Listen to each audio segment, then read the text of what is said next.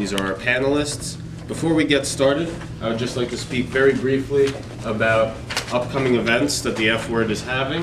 One being a rap session, which will be on Thursday, October 29th from 4 to 5 in E196, where we will discuss topics, and it'll just generally be, a discussion, meet people with similar, thoughts as you. And it's basically just a meet and greet. If it goes well, we'll have more. And food will be served, which is always a plus. Our next event after that will be a movie on Wednesday, November 4th from 3 o'clock to 6 o'clock. We will be showing She's Beautiful When She's Angry, which is a film that discusses the second wave of feminism, how it has transgressed into modern day feminism. And there will be a discussion afterwards led by one of our panelists, Professor Eubank. Also, underneath there, you can see our social media information. We also have that in our brochure. You can take one on your way out. In fact, please do. Also, afterwards, if you are interested in joining the club, or if you're at all interested in just hearing more about what we're going to be doing, we have a sign-up sheet here. You're not required to come to the club, but at least puts you on our mailing list so you're aware of what we're doing. Without further ado, I would like to introduce our panelists. First, we have Professor Rollinson, whose field of study is literature. And would you mind telling us if you identify as a feminist? Yes, I do. All right. Woo!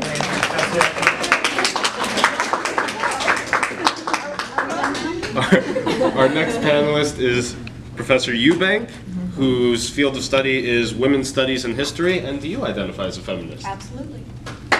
Woo! Yeah, Eubes. Our next professor is Professor Harwin, whose field is psychology. And do you identify as a feminist? Yep. Yes, I do.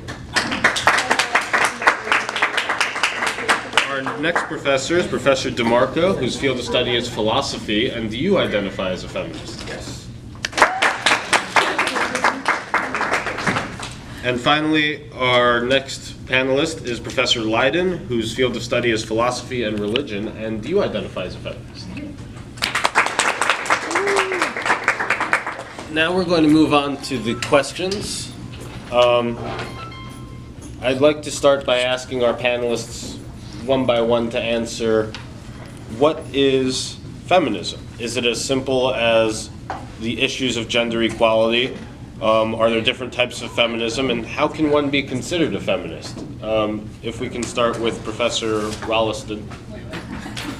Okay. Sorry. My definition of feminism goes a little bit beyond simple equality of gender. It includes, and it's really based on, somebody may have this book, Self-Feedings.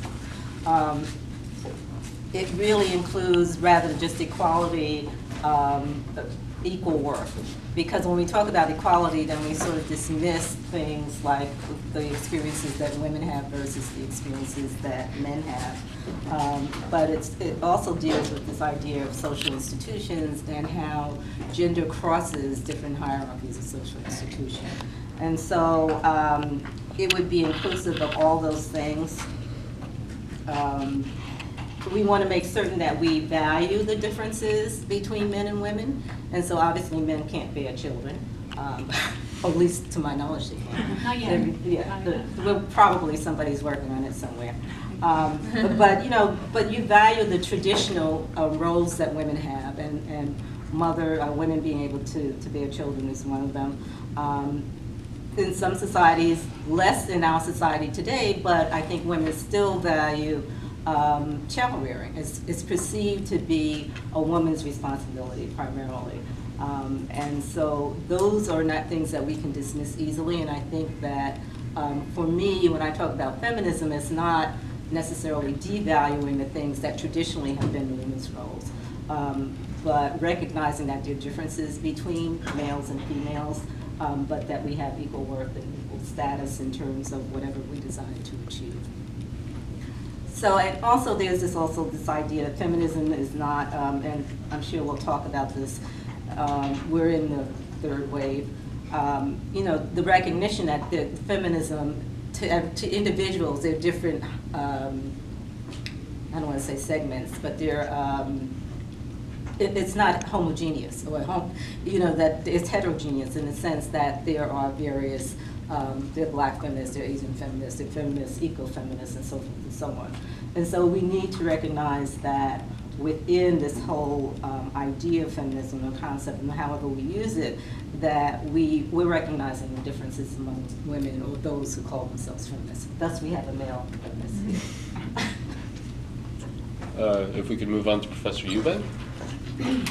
That was very comprehensive. Yeah, sorry.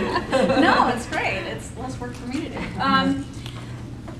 Really similar to what Professor Ralston said about feminism, although I come to it as an historian.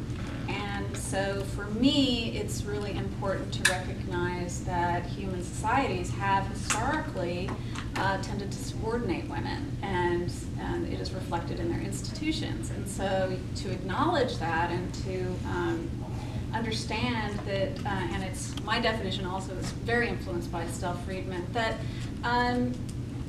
in order to ideas of difference, but also equality, especially equal worth, that social movements are necessary to achieve those things. And that's definitely part of being a feminist for me, is actually, helping to make the world more feminist. And to break down some of those, established hierarchies that are invisible to a lot of us. So everything that I do personally and professionally is sort of informed by that kind of thinking. Professor Harwood. Yes. So I agree with a lot with what has been said so far. I think a big part of it, because the question was, is it simple as gender inequality? I don't think it's that simple, but I think that the idea of obtaining some form of equality, or at least the equality to strive for what you desire, is important. So in my mind, being a feminist is if you want to, be, like at home raising your children, you have the right to do so. And if you don't, you have the right to do that. And, your rights are there. But in my mind, a big part of it is also just being able to point out and honestly discuss when things aren't equal. Because I think if it's not, so it's not necessarily that, it's the idea that as naturally, I think, in sort of the psychology perspective, we tend to categorize things, and things become not equal because our brain is like, well, girls do this and guys do that, and so it naturally goes in that way. And I think that, so part of it isn't saying, oh, well, we're not going to ever do that because we don't have a choice. Our brains do that. But pointing it out when they do, pointing it out when those things happen, having discussions like this, that's what it is to me. If we can move on to Professor DeMarco. Here's a definition that I've used at several talks that I've given here. I like this one because it's very simple, but my interest is mainly in feminist theories, which I think has something to do with feminism, but they are not the same thing. So when I define a feminist theory, I say it's an attempt to analyze women's oppression, its causes, its consequences, and suggest strategies and directions for women's liberation.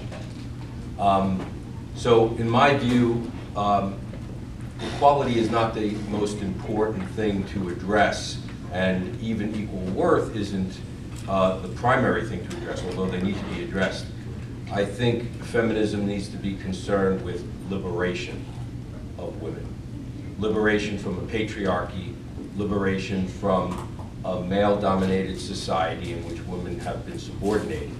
And that's going to entail a dismantling of the way we look at politics, a dismantling of the way we look at economics, a dismantling of the way we look at sexuality, etc. So to me, the key word is liberation. Now, Professor Whiting.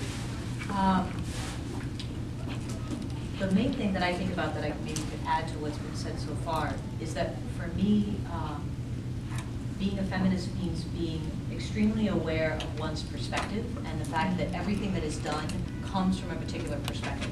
So the structures that are in place that need to be confronted and people need to be liberated from come from one group of people saying this is what is valuable, or this is where we come from, or this is what has meaning.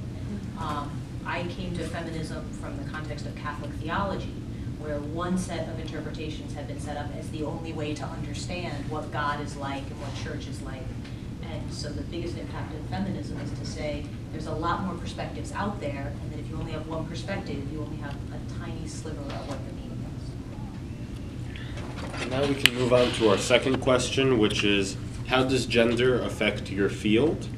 Is there a distinct amount of one gender in your field? And how does feminism in your field relate to society in general and the common person? And I would actually like to reverse the order this time, just to change things up a little bit. So if we can start with Professor Leiden.